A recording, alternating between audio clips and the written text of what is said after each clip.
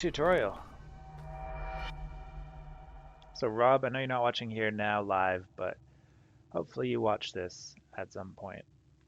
Um, what we do for this boss when we're playing it really safe is instead of running around behind the boss here and then shooting up at the boss, what we do when we're trying to play it really safe, and this is like the marathon safety strat, and if you're still learning, I highly recommend this strat over running all the way around, is when you run up to the back wall, just stay here, aim down, and you can fire as soon as the weak point is exposed.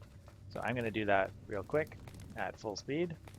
Remember, I'm going to stay at the back of the top wall and aim down just from the center. No need to do any aiming. It's just all automatic.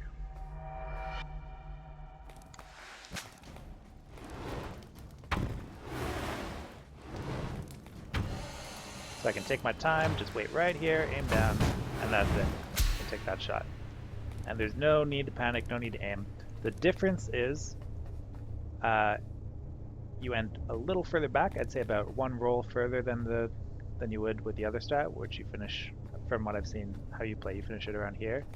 So a little over one roll difference to the door. And a roll is maybe a second. It's about a second slower. That's a guess.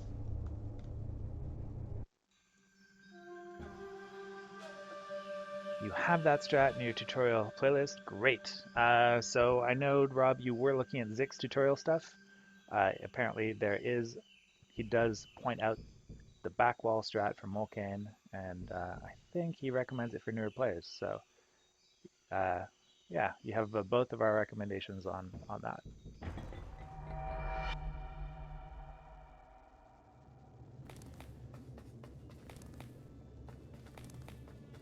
So I don't really have much of a different strat for this boss, the second fire monster, as you call him. But for the setup, what I do, and if your position is different, the timing will be different. So be careful with this. Don't play with it too much. You got two codependent variables here. If you change your starting position, then that changes your angle of attack when you aggro the boss, and it also changes the roll angle, and it changes the timing of your shot. So I'm showing you what I know works, but don't change what you're doing if it already works. If you just push the D-pad coming around this corner, you'll walk along a line right here. This line is the sweet spot for aggroing the boss. And still using the D-pad, you can aggro the boss pretty safely from that spot, anywhere along this line. You could even do it from here, probably, or from back here, and your air will not get stuck. So there's an advantage to being on this line in that you can aggro him easily and your air won't get stuck. And the sweet spot, like I said, around here. And then I know that some people on their roll timing go straight up and then aim to the right or down right. I think what I do is I roll at an angle, a slight angle that I can't do with the D-pad, so I actually switch from the D-pad to the control stick here.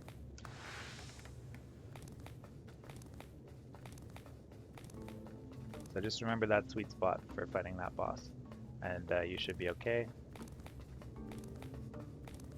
Pretty sure Zik covers that in his video, but just sending you a couple little reminders, because I've showed you the easy mode, not easy mode, but easy route, where you can get fire out of the way and you can recover from a death in fire, but you've expressed more interest in running a route that can get you a top time. So if you want to practice the regular forest warp route, you do need to get really safe on all these bosses, at least for now. And then, yeah, this guy, I'm just going to repeat pretty much what Zik says in his video. As soon as he starts rolling from the back wall here, we just do a little charge. So like charge and let go.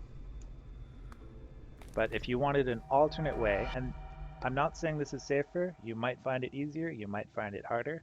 I think it looks cooler, but I don't do this in my runs. But I'll show you another way of killing this boss. You aggro him, and then when he starts to roll towards you, you shoot down with a full charge. So, in the usual way of killing him, from the bottom of the screen, we do a little charge up, but if you're a little nervous and you want to full charge it, just aim down, and that shot going up is roughly the equivalent shot. The timing's different though.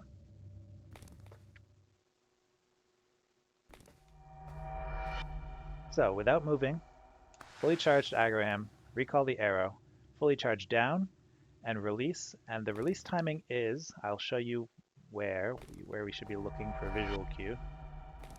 The release timing is when he crosses this dark line on his roll.